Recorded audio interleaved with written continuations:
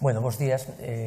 Primeiro que estou encantado de estar aquí, non? Realmente, cando Emilio me chamou para asistir a este evento, pois non podía decir que non. Emilio é un bello amigo.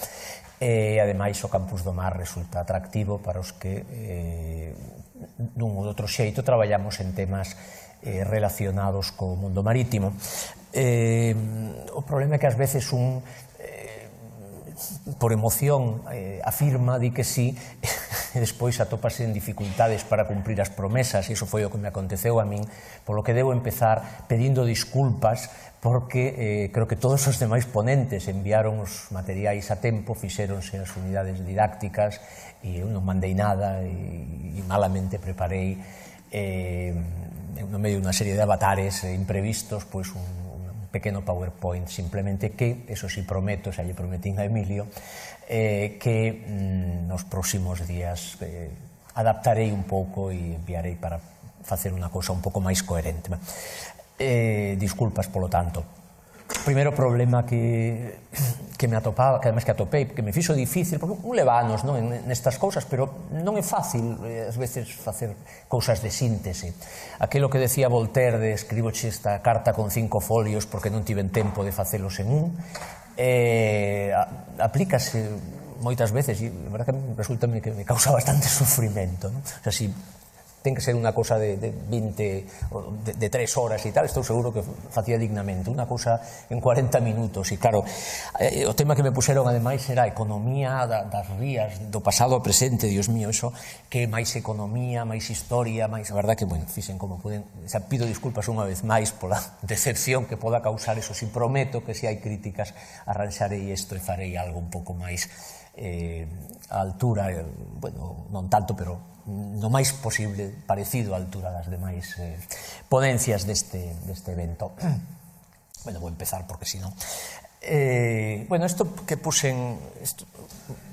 Isto primeiro que aparece por aquí, as cosas vense mellor en perspectiva. Pois é simplemente un texto de Sarmiento que pode, alén do curioso que resulta ou do simpático que pode resultar, indica unha cousa, non?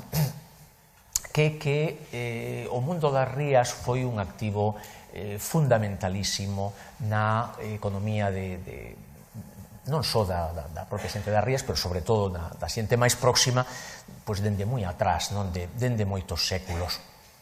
E o que ven explicando aquí Sarmiento é que, fixadevos esa alusión a ricos e pobres, mujeres e muchachos, os muchachos, é dicir, como os rapaces, bueno, pois nada, comen eso como quen come hoxe en día, pois, chuches ou cousas ou chetos ou estas cousas tan horrendas que andan por aí soltas, non? E o propio Sarmiento en outro texto fai alusión a como a xente da Ribeira de Vigo eran tan pobres que tiñan que conformarse con comer camaróns, non? O sea que este tipo de alusión é moi común, podíamos poñer un cento de textos destes, pusemos o de Sarmiento por ser un personaxe coñecido da ilustración galega do século XVIII, non? Pero alén diso que se deduce do texto de Sarmiento e destas ideas sobre a baratura e a accesibilidade, é dicir, sobre todo a accesibilidade dos recursos mariños nas rías para o común dos mortais, non só para os ricos como agora, algúns polo menos, os máis case, é que os recursos mariños, os recursos das rías, os recursos económicos das rías eran un complemento para a alimentación da xente máis pobre, da xente de todos, pero especialmente da xente máis pobre. E ademais que xa daquela, falamos de 1762, aquel texto que poñamos aí, é dicir, que xa daquela, unha das cosas nas que Galicia era diferente, un marciano que aterrizara, por exemplo, un extraterrestre que aterrizara na Península Ibérica, probablemente o que primeiro lle chamaría a atención é que a poboación aquí era máis densa, estaba máis agrupada que no conxunto. Cambiou moito, claro, dende aquela cambiaron moito as cousas, pero mentras que no reino de Castilla, na coroa castellana, a densidade media era de 22 persoas por kilómetro cuadrado, aquí estábamos xusto no doble, en 44, a xente estaba moi agrupada, non? E os demógrafos, os historiadores, os analistas, pois comentan por que esta peculiaridade, por que esta particularidade. Bueno, pois habría probablemente moitas causas, pero unha das fundamentais, en todo caso, era que a dieta aquí era máis diversa e, polo tanto, o risco de caer en situacións de fame, en situacións de crise de subsistencia, eran menores. Non só porque aquí se introducía o millo, a pataca, cosas destas, sino tamén porque no interior a xente tomaba leite e nas rías a xente tiña este acceso a estes recursos, o peixe, os mariscos, casi como un ben de libre acceso, por lo menos unha parte deles, non? E as rías, ademais, eran importantes, por lo tanto, xa tiñan esa importante, eran un elemento dos responsables de que Galicia fora distinta, en ese sentido, do resto da península. En ese sentido de que crecera máis, polo menos, a poboación.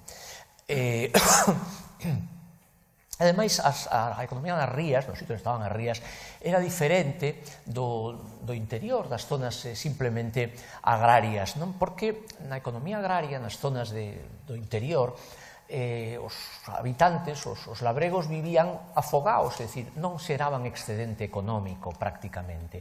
Entre o que pagaban polos foros, que era o contrato agrario típico, os impostos, outra serie, os décimos, a igrexa, toda unha man de serie de cargas fiscais, estaban ao límite da subsistencia, non existía un excedente comercializable, únicamente, se algún excedente existía, estaba en mans dos intermediarios, dos propietarios agrarios, pero en todo caso era unha agricultura que se daba moi pouco excedente e, polo tanto, era unha agricultura moi pouco comercial. O sea, cando até hai pouco tempo tiñamos sempre a cantarela esa de que Galicia era un país con unha agricultura de autosubsistencia, non sei cuántos e tal, era un pouco esa idea. Ahora as cosas xa cambiaran e quizás non fóramos moi correctos dicindo isto nos últimos anos, pero en todo caso, nesa época de Sarmiento e nos 300 anos anteriores e nos 100 e pico seguintes, pois sí. Mentras que as actividades nas rías había un predominio de actividades de orientación comercial, no interior, pois non. E o comercio, pois, é moi importante, é dicir, en realidad, a industria, o capitalismo moderno, todo isto ten a súa orixe no comercio, non? Ao existir excedente, existía capital, crédito, instrumentos financeiros relativamente sofisticados. Moitos se sorprenderían de pensar que na ría de Vigo, pois a mediados do século XVIII, había todo un complicado sistema de financiamento das expedicións nas que se exportaba sardiña a Portugal, onde participaban unha serie de elementos e había uns contratos específicos que desde logo non existían en ninguna outra zona de Galicia, do interior de Galicia, o que entre os que se dedicaban a este tipo de operacións de crédito na ría de Arousa estaban os antepasados de Valle Inclán.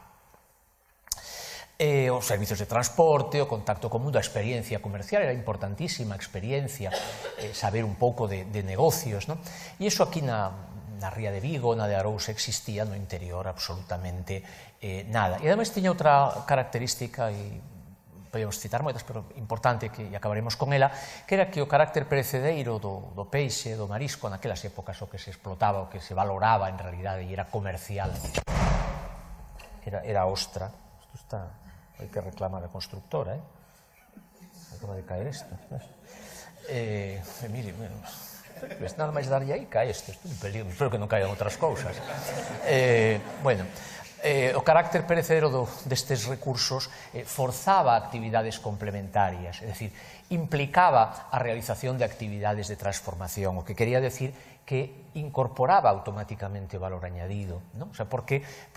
Bueno, pois porque o peixe, non podía comer todo o peixe que pescaba, como a pesca fora un pouco ben, non? Había que transformalo, salgalo, tal, lo veremos un pouco, para vendelo, e, polo tanto, era unha actividade destinada ao mercado desde un principio.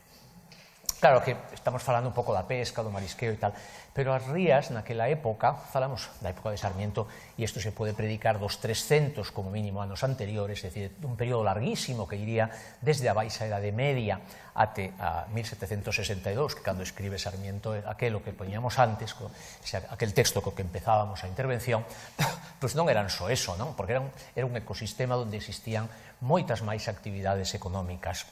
Bueno, pois, por exemplo, a agricultura era máis intensiva que no interior porque disponía dunha serie de elementos de fertilización, non?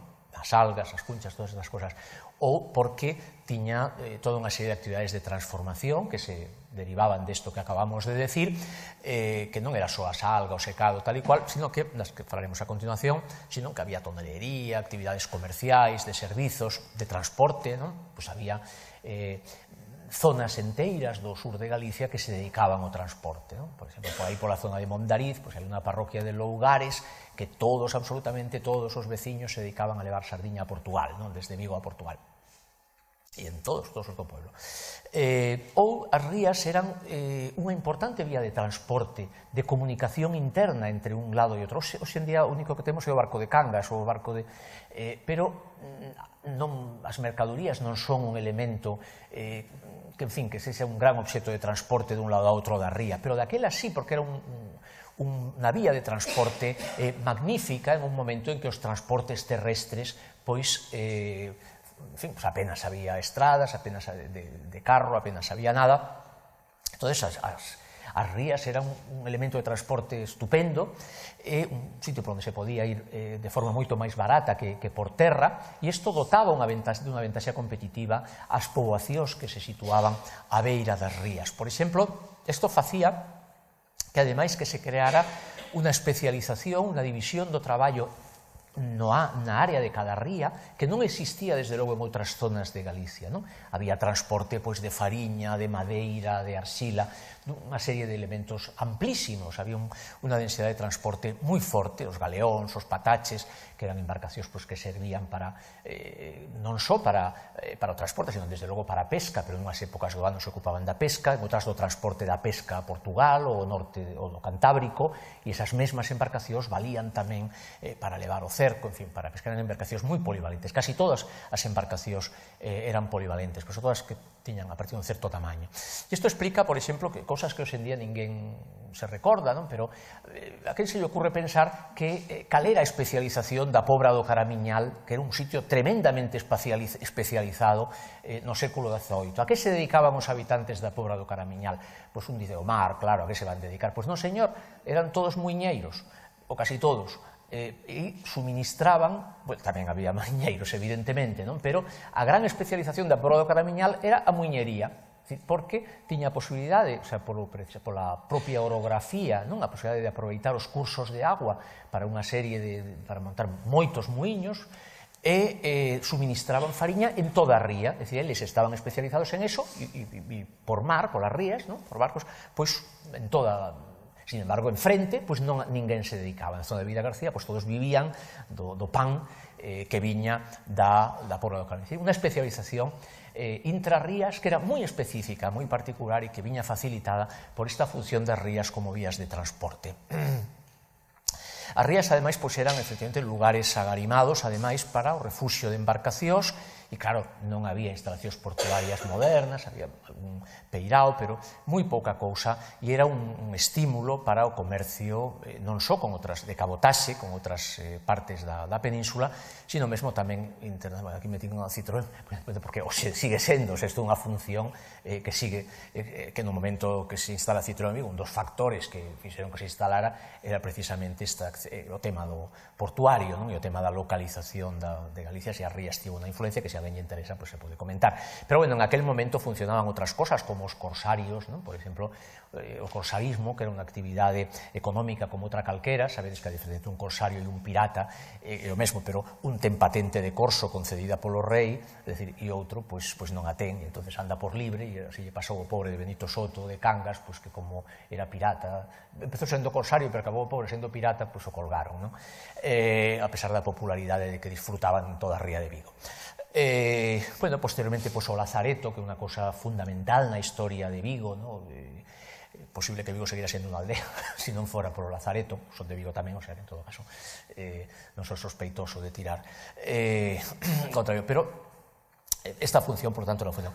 Isto simplemente son algunhas das funcións que cumplían as rías desde o punto de vista económico e que dotaban dunha ventaxa as poboacións asentadas nela frente a outras zonas, a que estaba en outras zonas de Galicia.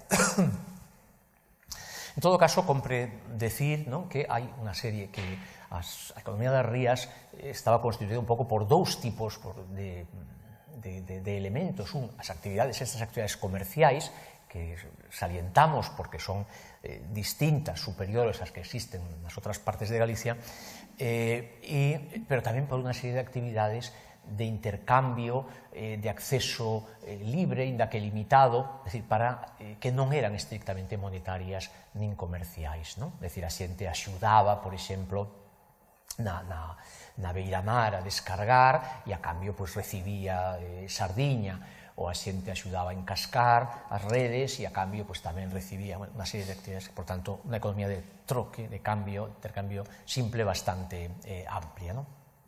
Bueno, entón, imos, a continuación, un pouco o que pretendía, a unidade didáctica esta, o que tería ser unha introducción sobre o carácter diferencial da economía das rías e as ventaxas que comportaba e a variedade das actividades históricamente, e despois o reto un pouco que se plantexa é como explicar en poucas palabras ou en poucas pantallas, que é un reto que non o resolvín aquí, pero bueno, espero mellorar un pouco a cousa e poder que na unidade didáctica finalmente apareza, sería o de sintetizar a evolución dos principais sistemas de pesca, dos principais formas de aproveitamento das rías durante os últimos 500 ou 400 ou 600 anos, chegando até hoxe. Entón, hai unha man de publicacións, de ideas soltas, que normalmente o problema que ofrecen, o meu modo de ver, e eu son un dos responsables, e a xente, digamos, próxima do meu departamento, un pouco en isto seguimos, ademais, ao Ronsel de Paz Andrade, que foi o primeiro que periodizou a evolución moi ben, ademais, da evolución da actividade pesqueira, da que colleu a época máis contemporánea, en moitas etapas. Entón, unha cosa, cando empezas a periodificar en moitas etapas, unha cosa moi complicada, moi larga sempre e tal. Entón, quizás un pouco o único novo que ten esta exposición, o que falta de exposición, e espero que teña unha unidade didáctica, é trazar un momento clave que nos permita dividir as dúas etapas fundamentais na historia da economía das rías. É dicir, hai un esforzo por buscar cal é o elemento que determina os elementos que determinan a irrupción, a aparición dun novo modelo de xestión das rías, dun novo modelo de funcionamento do mundo da pesca, do mar, etc., en Galicia. O sea, que fases hai, pero non poñendo 14, sino dicindo, bueno, dúas fundamentais, cando cambian as cousas nos últimos 600 anos na historia das rías. Entón, ao final, creo que o criterio que hai fundamental, hai dous, pero sobre todo un. O criterio fundamental sería o que resulta máis determinante, o cambio fundamental determinante na historia das rías, o meu modo de ver foi, e isto quizás é un pouco sorprendente, o mesmo que no mundo da industria. É dicir, hai algúns autores que tenden a beirar, a rimar os conceptos do mundo do mar, do mundo da explotación dos recursos marinos, o mundo da industria, alegando que un pouco a pesca é un tipo de actividade extractiva do sector primario, pero distinta, en todo caso, da agricultura ou da minería ou de outras, e que se poden aplicar moitos elementos da industria, precisamente pola dificultade de separala da transformación, das actividades de transformación, entre outras cousas. Entón, ese factor, ese elemento fundamental, ese cambio fundamental viría dado simplemente pola sustitución das enerxías naturais, das enerxías da forza humana e do vento, é dicir, polas enerxías fósiles. E iso o que un pouco, con algunhas matices e algunhas polas, por un lado e por outro, vou intentar de comentar nos próximos minutos. De como na historia, no moi longo prazo da economía das rías, do mundo da pesca, do mar en Galicia, o cambio fundamental veu dado por esa sustitución das enerxías tradicionais polas enerxías do dos combustibles fósiles, é dicir, polo vapor. E como eso foi, non exactamente de forma simultánea, pero foi acompañado de cambios nos sistemas de acceso, nos sistemas da propiedade e outras cousas, pero que o determinante foi isto. Entón, despois, isto foi o que fixo que houbera un impulso a crecer, a ampliar áreas de pesca, todo isto, pero, polo tanto, todo se pode agrupar en torno a dúas etapas, unha anterior a esa sustitución e unha posterior. Bueno, na época de Sarmiento, que sería 3 séculos antes e aínda un pouco de tempo posterior, agora veremos até cando, bueno, pues, o mundo nas rías estaba a actividade fundamental, a pesar de todo, era pesca, as especies que se perseguía pescar eran as máis facilmente comercializables, e moi fundamentalmente a sardiña, o equipo pesqueiro eran artes familiares e colectivas, os cercos, sempre a enerxía era os brazos humanos, o vento, a vela, e as embarcacións, polo tanto, eran moi sinxelas, ainda que había algunhas de un certo tamaño e que iban un pouco máis longe, as volanteiras especialmente e tal. Bueno, e esa complementariedade entre a pesca e transporte nas embarcacións era moi importante. O lugar de pesca e as rías, hai unha identificación nese momento entre rías e pesca, xente pesca, en algún momento se iba a Portugal rarísimas veces, un momento do século XVII expedicións a Terra Nova, algúns que iban ao mar, pero cosas absolutamente ocasionais. As técnicas de transformación eran as tradicionais, o secado, o afumado, o salgado. Isto sigue sendo, isto que se ve, que ainda se ve por Muxía, o secado do congro, podía ser unha foto feita por un marciano hai 500 anos, o sistema é exactamente o mesmo. A única diferencia é que agora queda só en Muxía, que eu saiba, non sei se queda en algún outro sitio, pero non, mentras que antes era absolutamente toda a beiramar galega estaba chea deste tipo de estaribeles, deste tipo de estaribeles.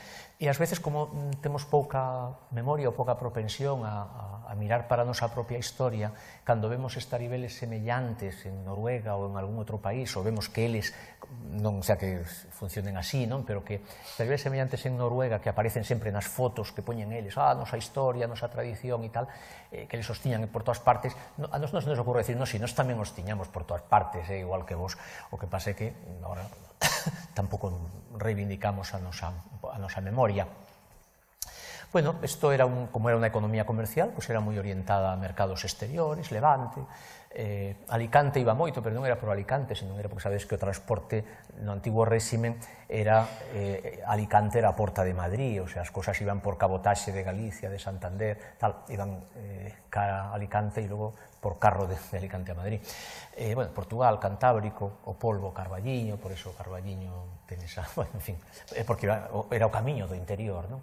Sabes, o principal mercado do polvo seco era un sitio tan estrambótico como Calatayud,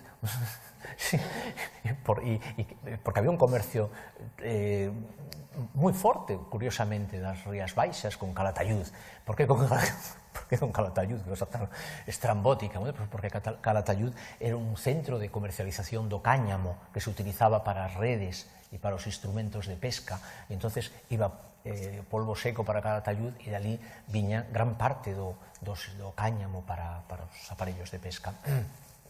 Bueno,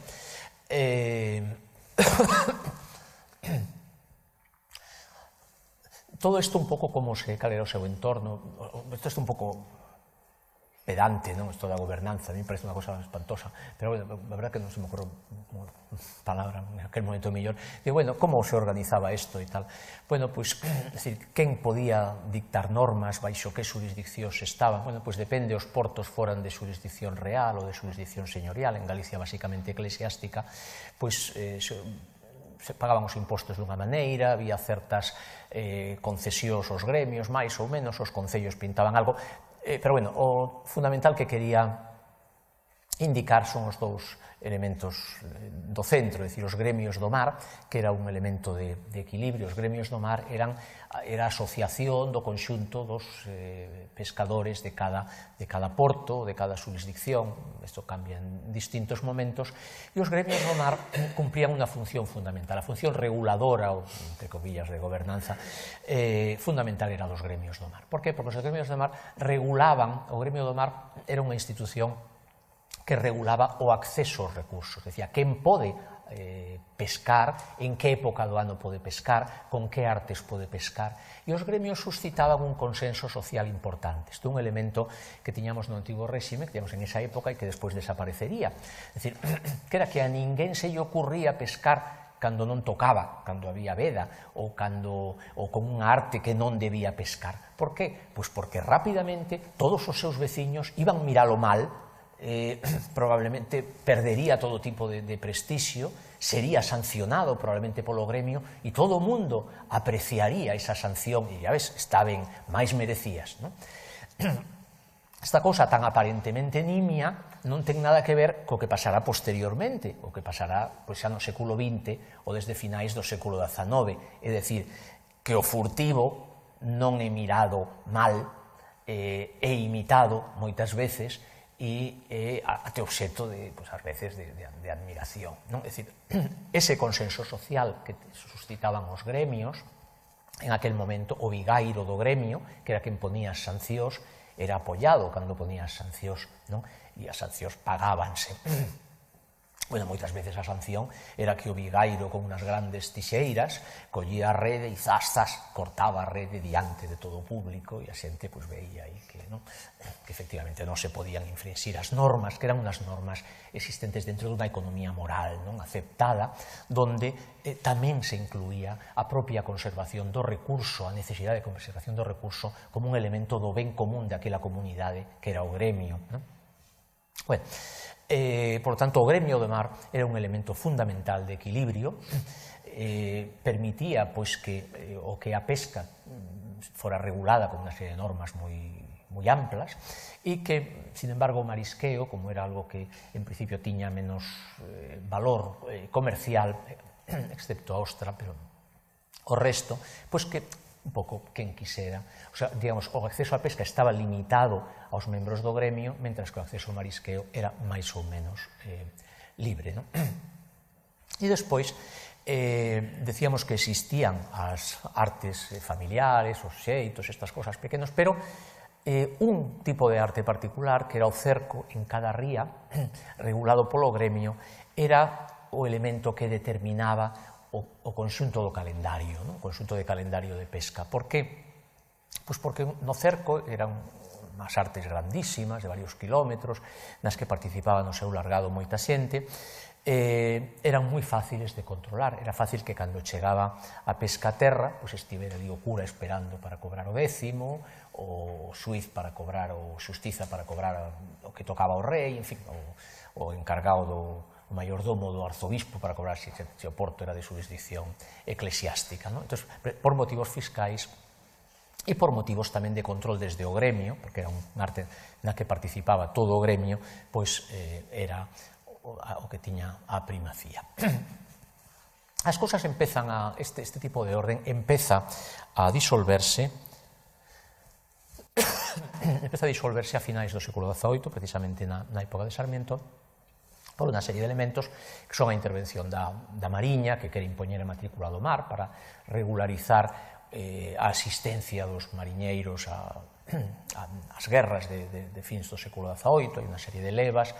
Despois, porque chega unha xente aquí a Galicia que entran a participar na transformación dos recursos e que ao principio fanno como uns máis, pero pouco a pouco vanse impoñendo debido a que teñen un mercado moi en expansión, mentras os mercados tradicionais de aquí están en retracción, e ademais traen algunhas artes que aquí non se utilizaban, non porque non se coñeceran, sino porque a propia economía moral dos gremios impedía a súa utilización. Todo o mundo sabía que estas artes con chumbos e tal, pues esquilmaban máis que as outras, non?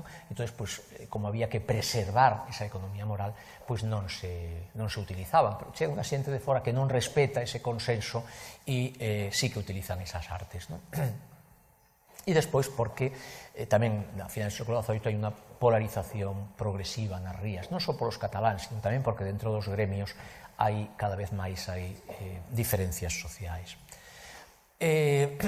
Todo isto fai que dentro deste mesmo sistema onde o brazo e o vento son os elementos impulsores, vai habendo algúns cambios nos métodos de pesca e de salga dentro do mesmo entorno, o sea, nada de enerxías fósiles nin cousas así. Si hai cambios na propiedade, antes os propietarios das artes eran os propios os estratos altos dos gremios, nas barcas máis pequenas os propios mariñeiros, ás veces. Os establecimentos de transformación eran familiares, non? Pois, por exemplo, para que sirven os soportais estes que hai, aínda que queda algún aquí na Ribeira, os soportais que hai en Muros, os soportais que hai en moitas vilas galegas, que agora apenas se ve, porque xa quedan lonxe do mar, non? Que os recheos quedan lonxe, pero antes a playa, o areal estaba ali diante, o areal, non? A palabra galega é areal, non praia, que é un barbarismo. O areal estaba xusto, os soportais facíanse no propio areal para que, cando chegaban os mariñeiros ca sardiña, as familias salgaran ali debaixo, non? Esa era a función dos soportais. Isto un pouco empeza a ser sustituído por unha arquitectura distinta, esas 300 fábricas máis ou menos de salazón, de salga que aínda se ven as ruínas todo o longo das rías galegas. En fin, son cambios nas propiedades das artes, nos establecimentos de transformación, hai un maior protagonismo da sardiña, outros elementos perden protagonismo, pero sobre todo hai dous elementos, un que cambia e outro que non cambia. O elemento de fondo que non cambia sigue sendo a forza utilizada na pesca, o vento, os brazos e non sei quanto, os métodos de transformación non incorporan as tecnoloxías da revolución industrial. E o cambio, que é un cambio en realidad importante e que prefigura o conxunto, o cambio do conxunto que se vai producir pouco máis tarde na economía das rías, que é a progresiva disolución dos gremios. A progresiva disolución dos gremios de mar que non son sustituídos por elementos novos de consenso. O gremio de mar xeraba ese consenso, pero os fomentadores cataláns non o respetan, imitando os fomentadores cataláns que cada vez teñen máis peso social nas vilas das rías. Tamén aparecen elementos de aquí, elementos autóctonos, algúns deles mesmo de dentro dos gremios, que empezan a pensar que o interés individual está por riba do interés do conxunto do gremio, e cando a Revolución Liberal Española suprime os gremios, non se molesta en ver, en observar no Parlamento Español, de que hai uns gremios que teñen detrás unha pequena coletilla, que son os gremios de mar e que son distintos dos gremios de terra. Todos os gremios son abolidos e, como tal, os gremios de mar. Entonces, as persoas que empezaban a cuestionar os gremios de mar, encantadas, e xa se ocupan de que os gremios acaben de perder as funcións que cumplían. Pero, así como a sustitución dos gremios no conxunto no ámbito do Estado español viña a permitir, viña a ser un elemento de avance na liberdade dos factores de producción, para que todo se poidera cambiar e vender, no mundo do mar ten unhas consecuencias distintas o non ser sustituído por outro tipo de regulación da pesca. Entonces, durante da pesca do acceso, será os recursos mariños. Entonces, esa perda do consenso leva a desbaraxuste, a que agora xa, cando alguén, pouco a pouco, a medida que alguén vai indo de furtivo, vai tendo actuacións contra a economía moral do conxunto, pois xa a xente empece a pasar, cada un faga o que queira, e non hai ese novo orden, esa nova institución da gobernanza. Entón empezan os primeiros problemas. O primeiro que empeza a desaparecer pois é a ostra, e logo desaparecerán outras cousas. Bueno, isto simplemente unha imaxe, son imaxes do que representa dun elemento moi determinante, dese pequeno cambio, relativamente cambio sobre a época de Sarmiento que se produce no século XIX, é dicir, este mundo das fábricas de salazón, das fábricas de salga, que máis da mitad dos propietarios son de orixe catalana. Bueno, este é un dibuixo que fixo o príncipe Alberto de Mónaco nunha visita a Coruña, e isto é unha foto de hai 4 ou 5 anos aí en Aldán, unha fábrica de salazón preciosa que estaban convertindo en unha vivienda. Non sei se será de algún dos presentes, pero vense estupendamente as dúas partes, o que era a vivienda da familia diante, e detrás as dúas partes de que constaban as fábricas. Se a alguén lle interesa, comentamos, ou quizás se podera poñer un esquema, pero prefería acelerar un pouco. Polo tanto, o sistema é un sistema moi estable até finais do século XVIII, que dende finais do XVIII e ao largo do XIX vaise disolvendo, en especial desde o punto de vista social, desde o punto de vista da estructura social que vai cambiando. En todo caso, os procedementos de transformación van evoluindo, as cousas evolúen lentamente, pero no fundamental sigue sendo o mesmo sistema. Cando chega a gran transformación? A gran transformación, o final dese sistema e o principio dun sistema novo, son os anos 1890, 1900, ou quizás para os 1880, 1900, bueno, eses anos finais do século XIX, principios do XX, no que acontecen dous elementos, dous sucesos históricos, non só para as rías, sino para Galicia no seu conxunto, que transforman toda Galicia, que son, dunha parte, ábrese a conexión ferroviaria dos portos de Coruña e de Vigo co interior da península, 1883 na Coruña, 1885 en Vigo, e os de Bouzas, que eran xente, patróns moi espabilados, danse de conta de que o tren, o mesmo que fai en Inglaterra, en Grimsby, en Hull, que pode levar pescadas e besugos a Madrid con un pouco de xeo, e que os señores de Madrid que teñen a familiaridade ca pescada ou co llomol que nos podemos ter como un dinosaurio, pois darse de conta de que algo que non sabían nin que existía, pois de repente ven que aquelo sabe ben, non? E as primeiras expedicións en tren dos armadores, destes pequenos patróns que mandan unhas pequenas partidas, fórranse. É dicir, é unha cousa espectacular. Acto seguido, pois, dice, bueno, pois, entonces hai que chegar a hora que marcha o tren, porque se temos que esperar o día seguinte, hai problemas de conservación, mas o tren eran 36 horas, 36, 38 horas que tardaban naquele momento, xisquiño máis que ainda non, que tampouco moito para o que son os tempos. Entón, empeza, dice, e como facemos para chegar? Pois estos ingleses o que fan é puseron ali unhas maquiniñas de vapor nos barcos, nos mesmos que teñen e tal, e entón xa chegamos, e chegamos antes que os demais, e entón vendemos millor, non?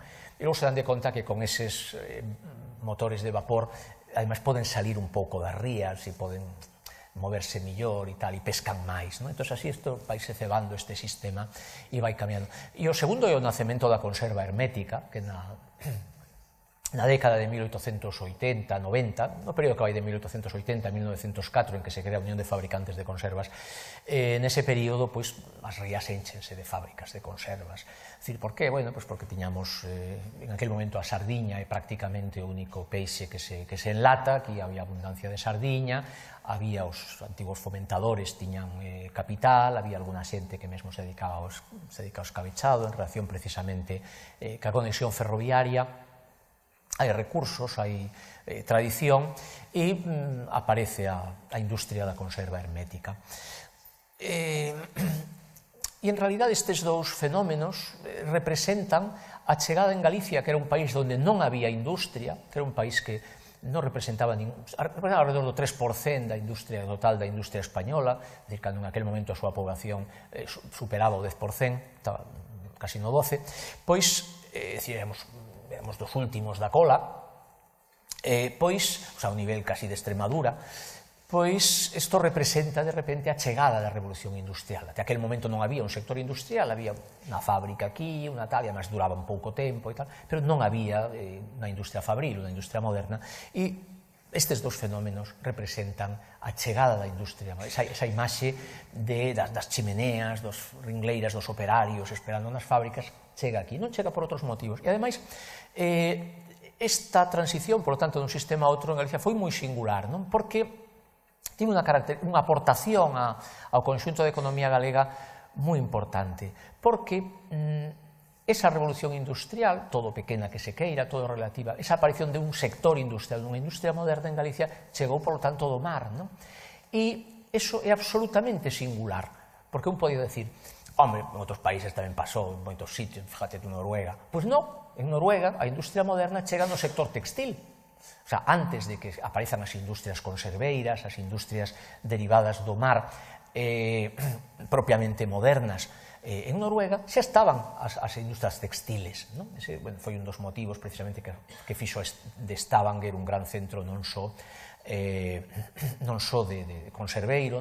Sempre insisto, se alguén colla a idea, Vigo debía, con estos hermanamientos que hai entre unhas cidades e outras, Vigo sempre debía traballar por facerse unha irmandade con Stavanger, ao mellor se podía decir desde aquí, desde o campus do mar, donde teñen, por certo, un estupendo museo da conserva, estupendísimo, creo que o mellor do mundo, que tamén aquí hai ocasións para facer e tamén se debía, non? A ver se hai alfajeme e tal. Se fixeran alfajeme sería mellor que o de Stavanger. Bueno, ao que iba era a decir que o único sitio, Galicia é o único sitio onde realmente a industria moderna chega do mar. Non se pode decir de Noruega, pero tampouco de Islandia, onde o plato típico, cal é o plato típico de Islandia? O cordeiro, non? Como todo o mundo que sabe. O sea, non é o... Bueno, porque a pesca é unha cosa relativamente moderna e a industrialización máis moderna ainda. Bueno, quero dicir que, polo tanto, isto é moi importante. Teño que ir acabando, non? Pois estes son imaxes da época. Este é un Vigo que xa non é o de Sarmiento, evidentemente. Na época en que digamos, era Guixar, o Areal, isto é Barreras, isto que se está aquí, o Asteleiro Barreras, primitivo, antes de que o trasladaran a Colla, aquelo é a fábrica, enfrente, de Barreras a Barreras, porque aquela fábrica que ten os picos tamén era a fábrica de conservas de Barreras, por medio están todos os asteleiros, ese é un vapor tipo Vigo, un pouco por representar gráficamente, como creo que hai que poñer. Bueno, isto é unha imaxe de unha fábrica, esta fábrica é do Grove, pero bueno, un pouco representativa da fábrica da época. Bueno, estas son as dúas polas do mesmo sistema, xa supoño que teño que ir acabando. Dunha parte os efectos da conserva, fai que se modernice a pesca da sardiña, os efectos de ferrocarril, que se modernicen as especies de mesa. O resultado final, en todo caso, é que se acaba introducindo a tracción a vapor, primeiro a vapor e posteriormente con motores diésel en todo o mundo do mar.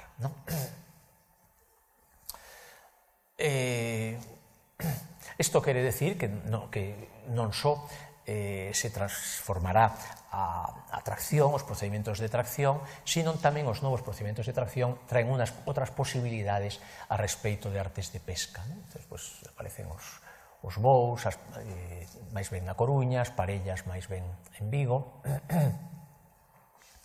que en realidad ven sendo unha cousa semellante. O que pasa é que os de Coruña eran máis ricos e entonces podían traer bous de Inglaterra e utilizar un bou. Os de aquí eran máis pobres e entonces son os de Bouzas que collen os barcos que utilizaban antes, os que lles puseran unha máquina de vapor. Ahora dicen, bueno, como non podemos comprar un bou, collemos dous barcos máis pequenos e ale, tiramos. O sea, ven sendo bueno, que Galicia se convirte na primeira tal, e o arrastro, importante, é dicir, é a xeneralización, empeza a xeneralización do arrastro. E a xeneralización do arrastro, claro, que empezan nas rías. Claro, mirade que vou separarles, porque, claro, isto non vai, entón, rapidamente hai protestas, hai tal, pero xa empeza un proceso de depredación das rías que, até aquel momento, pois, era moi limitado. No novo, nace así, pois, un novo sistema, no que, en realidade, creo que estamos aínda agora, moi basado en aquel momento na sardiña, posteriormente na pescada do llomol e posteriormente pois xa en outras especies. o equipo pesqueiro vaise complicando, a pesca familiar vai adoptando un carácter cada vez máis marxinal, e hai que sair das rías. Hai que sair das rías porque esta nova enerxía que se utiliza, estas novas artes de pesca que se están a utilizar, non son viables dentro das rías. Por lo tanto, ese crecemento, esa saída que dá lugar ao nacemento da pesca de altura, pois será obligada, precisamente por este cambio técnico. Este cambio técnico fai tamén que se sustituyan os antigos procedimentos de salga, pouco a pouco, pola conserva hermética, posteriormente polos conxeados, e que se modifiquen tamén os mercados. No novo sistema pesqueiro cambian tamén as institucións de gobernanza, mariñas, confrarías, as lonxas, todas estas cosas. En realidad é un sistema máis difícil de soster que o anterior, moi orientado cara ao exterior e, polo tanto, a expansión das áreas de pesca era algo que xa dende principios do século había que se veía como forzoso. Hai unha primeira expansión territorial xa antes da Guerra Civil, que está un pouco aí indicada, que antes da Guerra Civil chega a Gran Sol, pero que posteriormente terá que ir máis longe, unha cosa levaba a outra. Isto é simplemente un símbolo da última frontera da expansión do conxeado xa nos anos 60. Esta foto é da chegada do primeiro barco de pesca nova. Nestes tempos non sabemos se falamos de que fase do ciclo falamos na historia, pero isto é cando chega o primeiro desembarco de pescada conxeada a Vigo. Non sei se vos fixades, as pescadas están metidas en plástico e facía sol. Bueno, e que pasou? Pois que tiveron que regalar prácticamente a maior parte da pesca. Un pouco a historia da empresa precisamente se explica en gran parte así, porque eso forzounos a facer un contrato con Ramón Vizcaíno de 2000 caixóns de frío para poder dotar aos supermercados que non tiñan caixóns de frío, a comprar camións para transportar, en fin. Un pouco da idea tamén do carácter da forza da innovación. En realidad o sistema evoluciona até os anos...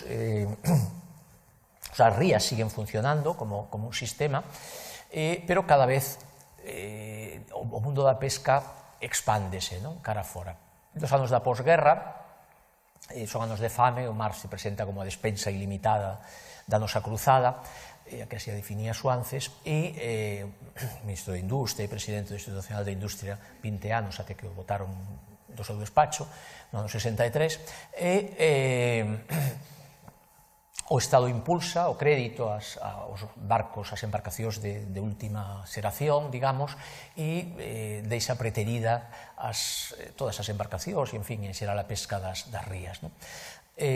A partir dos 60 hai unha nova, isto leva a Terra Nova e algúns outros sitios, e finalmente a última fronteira empeza nos 60 co desenvolvemento do conxeado, novas técnicas, novas embarcacións, todo isto, nova estructura empresarial, todas estas cosas. E as rías quedan atrás, non? As rías quedan atrás como un elemento que parece que merece menos atención, pero que en todo caso continúa sendo un elemento básico, non? A pesca de baixura, o crédito naval promove un sector dual, porque os créditos son só para os barcos de aceiro, con artes de arrastro. Entón, ese sector medra moito, penso que se chegou Fernando, que fixo a súa tese sobre estes temas, e o sector queda unha pesca de baixura en permanente crise a partir dos 60 frente a unha pesca de altura que xa está por Sudáfrica, por Argentina, por todos os mares do mundo. E isto coincide nos anos 60 con unha nova presión sobre os recursos marisqueiros, que se convirten de repente en unha cousa que todo o mundo, o sea, que xa non é para os pobres, como decíamos antes, para aqueles muchachos que compran entre varios unha langosta, senón pasa a ser unha cosa máis ben para as clases urbanas xa abastadas, que que teñen esa capacidade económica, e iso ocasiona unha presión moi forte, agudiza o conflicto que a ruptura do consenso anterior creara xa dende finais do século XIX.